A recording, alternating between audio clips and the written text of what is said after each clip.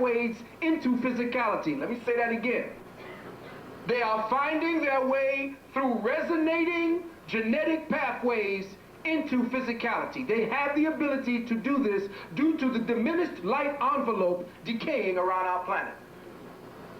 Just as you feel that a fly or bugs or what's them things? Maggots form around dead things. Well, that's what's happening consciously. Consciously, on the metaphysical realm, on the etheric realm, we have maggots forming around this planet, and they are life forms that are yet to manifest, and these are the life forms that represent just how dead our spirituality is.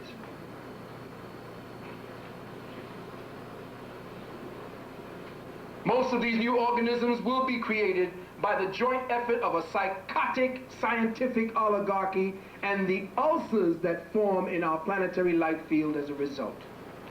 This extra-dimensional etheric life forms are low-energy life forms, parasitic in nature, attracted to our own ulcerated spiritual resonance. The same way that flies and mosquitoes are attracted by filth, decay, and the stench of stagnant water.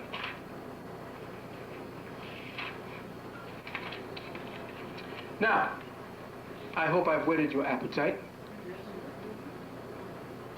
because before I review and expound upon my last seminar, 9/11, I would like to touch upon another aspect of biowarfare that the victims who participate willingly in, and that's the use of cellular phones. Break it down. My brothers and sisters,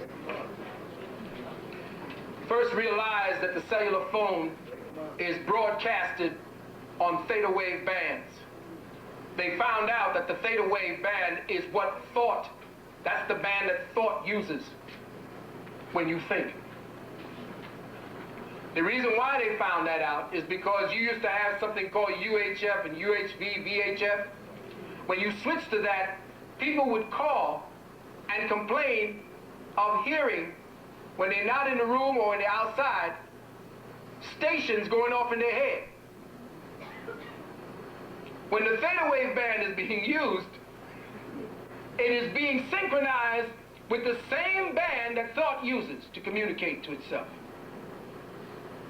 So you think that it is coincidental that they got rid of the theta wave band and put it on the cellular phone band?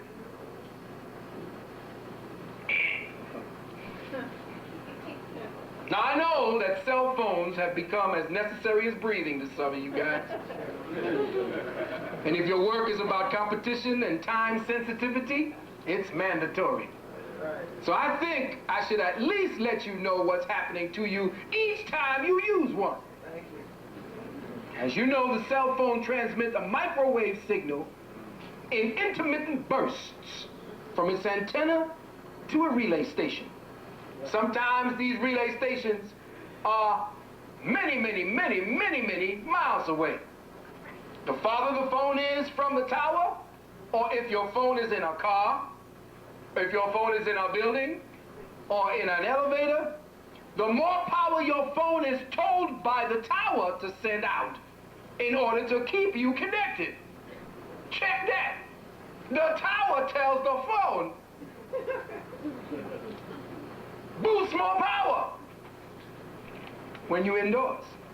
Now, depending on how close your cellular antenna is to you, you should be aware that as much as 60% of the microwave radiation penetrates your head and is actually absorbed by your brain tissue. 60% of a it's like putting your head in a microwave oven. Every time.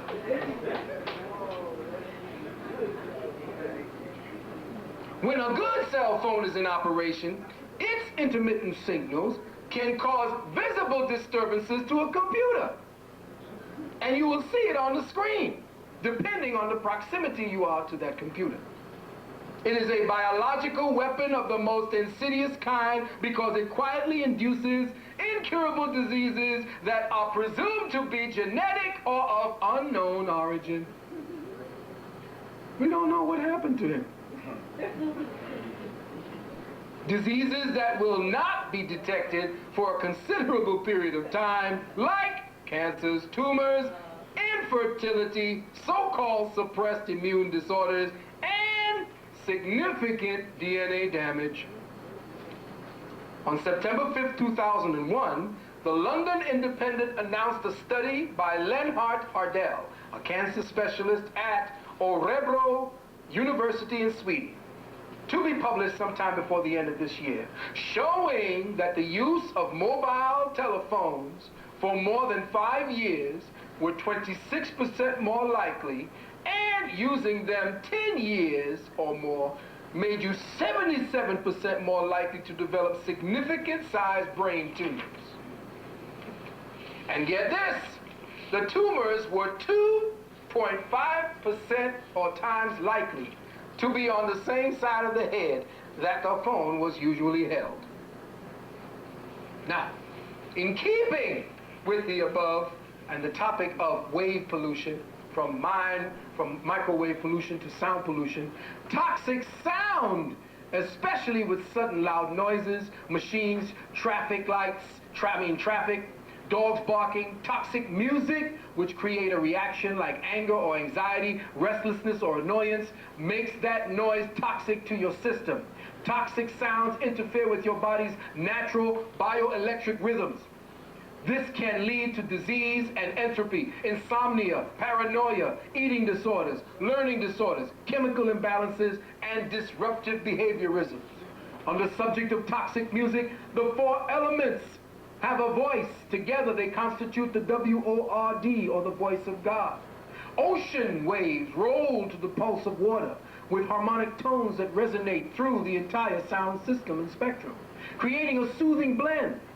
Dolphins and whales sing out messages with voices that reverberate our planet's frequencies. Birds sing their melodies in tune with subsonic tones carried by the breeze. We, as humans, laugh, cry, talk, cough, and sneeze